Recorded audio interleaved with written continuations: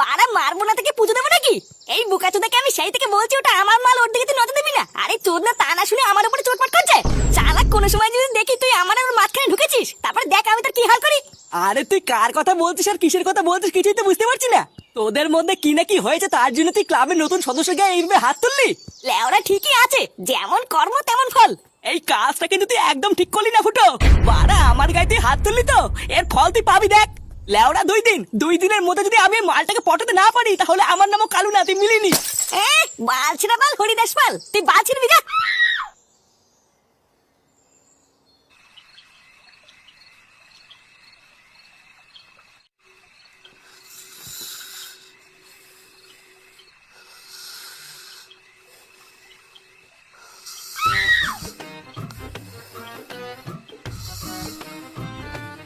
কি গো শুনছো?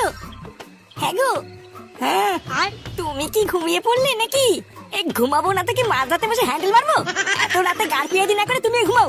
বলছি শোনো না, তোমার কি এখন আর আগের মতন ইচ্ছে করে না নাকি? কয়েকটা দিন ধরে দেখছি তুমি আমার দিকে একদম তাকাচ্ছ না, আমার দিকে ঘুরেও দেখছো না। আমাকে তোমার আর ভালো লাগে না বলো? এ মাগিতে মাঝরাতে কি শুরু করলি বলতো? ভুদা সেই থেকে গুদর গুদর গুদর গুদর করে যাচ্ছে। হ্যাঁ, এখন আমার কথা তো তোমার কাছে গুদর গুদরি মনে হবে। সব রস মিটে গেছে না, এখন কি আর আমাকে ভালো লাগে? এ ভুদা তুই কি থামবি নাকি আমি উঠোনে কি সব? আমার আর ভালো লাগে না এই সংসার। আর একটু শান্তিতে রাতে বেলা ঘুমাবো তার উপায় নেই, সেটাই ওনার রস উঠেই থাকে।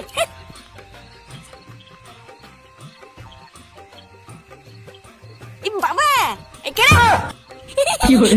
আমি বাবা ফাটা। এই বাড়াগুলো মনে হচ্ছে আজকে ঘুমাতে দেবে না রে। কি হয়েছে রে, এত রাত্রে বেলা না ঘুমিয়ে এখানে কি করছিস?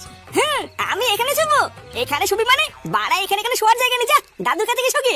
হ্যাঁ, দাদু তো বাড়িতে নেই, একা একা আমরা ঘুমাচ্ছি না। এত রাত্রে বেলায় দাদু বাড়িতে নেই? কি হলো, বাবা আবার কোথায় গেল? দাদু বাড়িতে নেই তো কি আছে?